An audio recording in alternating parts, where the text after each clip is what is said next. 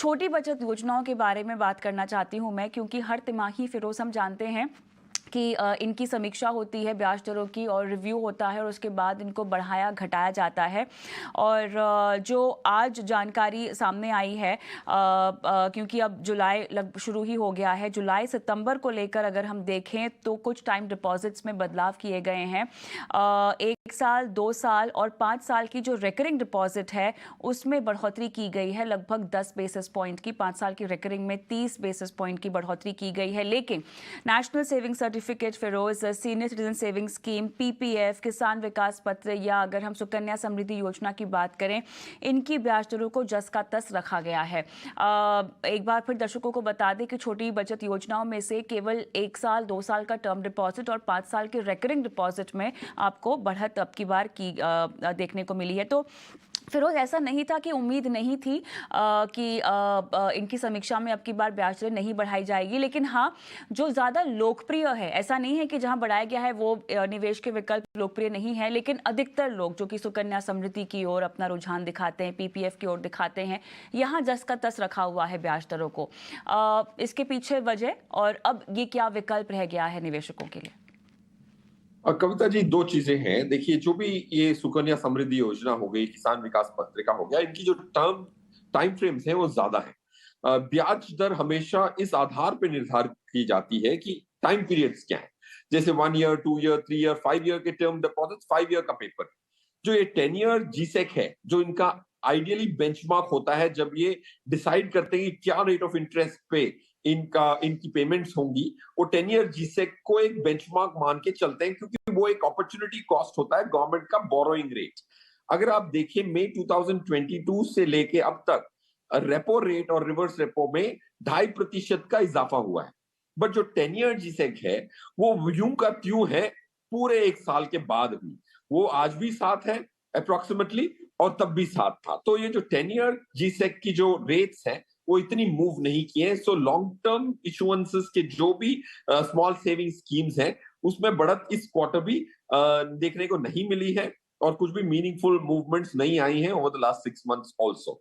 ये एक important first reason है। और सेकंड, आपने जो भी सही कहा कि जो भी पॉपुलर स्कीम्स हैं उनमें छेड़खानी नहीं की गई है, कोई बढ़त नहीं हुई है। जो इतनी पॉपुलर नहीं है उसको थोड़ा अट्रैक्टिव करने की कोशिश की गई है, क्योंकि जहां पॉपुलैरिटी है वहां ज्यादा पैसा है और ज्यादा इंटरेस्ट का लायबिलिटी बढ़ जाती है गवर्नमेंट की। तो वो भी बड़ी स्मार्टली अपनी फिजिकल प्रूडेंस के चलते ये गवर्नमेंट काफी संभाल के पैसा खर्च करती है, तो उधर जेनरोसिटी नहीं दिखाई गई है। और आप जैसे स्क्रीन पे भी हर व्यूअर देख रहे हैं कि थोड़ी सी बढ़त मिली है और ज्यादा बढ़त नहीं मिली है।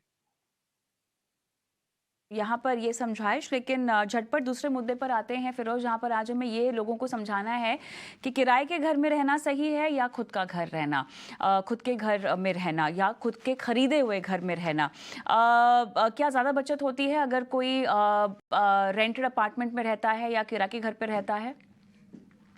यस कविता जी, देखिए, किराए के घर पे रहना या खुद के घर पे रहना, लार्जली अगर इंडियन मेट्रोस की बात करूं तो किराया की जो यील्ड है वो काफी कम है। किराए की यील्ड में 2 से 2.5% से ज्यादा का आपको खर्चा नहीं होता है। आज ब्याज दरें अगर आप होम लोन लेते हैं तो 8 से 8.5% है, और किराए की रेंटल यील्ड है 2%।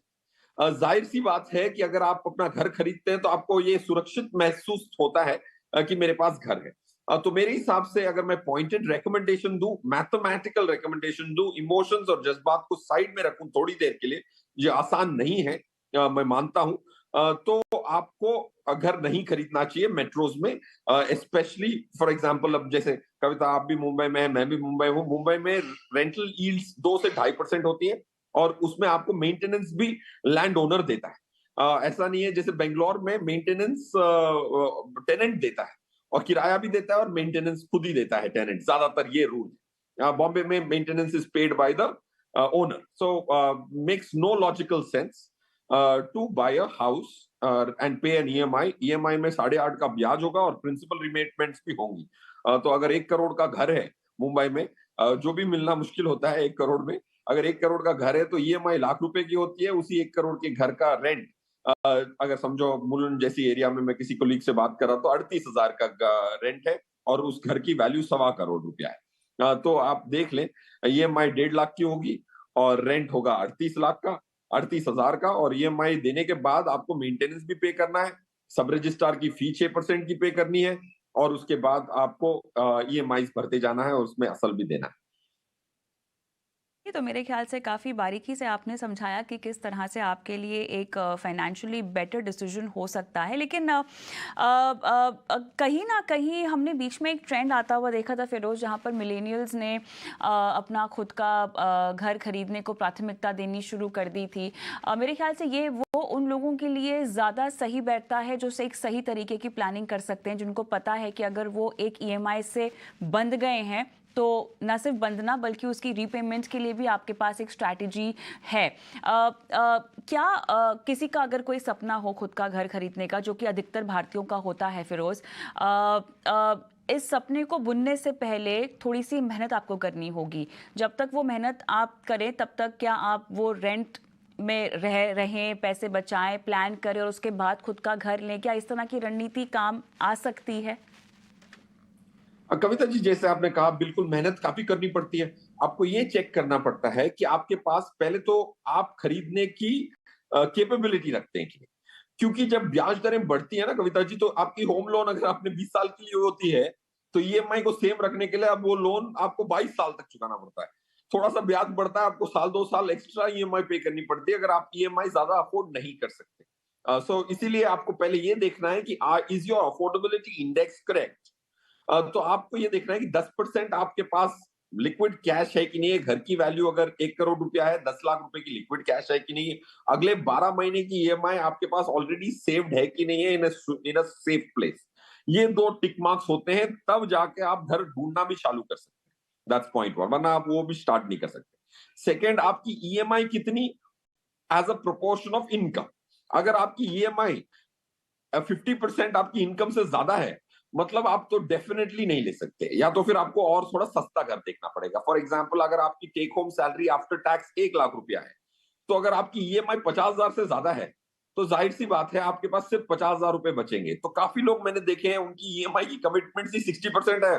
उनके कार की लोन भी ले रखी है, तो उसमें और 10% चली गई, 30% पे रह जाते हैं, फिर वो डेट ट्रैप में चले जाते हैं, क्रेडिट कार्ड बिल्स पे नहीं होते। So you if you have to avoid debt trap, this is the biggest loan ticket item. तो इसमें बड़ी बारीकी से आपको सोच के लेना है। अब दूसरा, वैल्यूएशन ऑफ द प्रॉपर्टी करें कि भाई ऐसा नहीं हो कि अगले 10 साल तक ये प्रॉपर्टी वैल्यू अप्रिशिएट ही ना हो। ऐसा काफी बार हुआ है।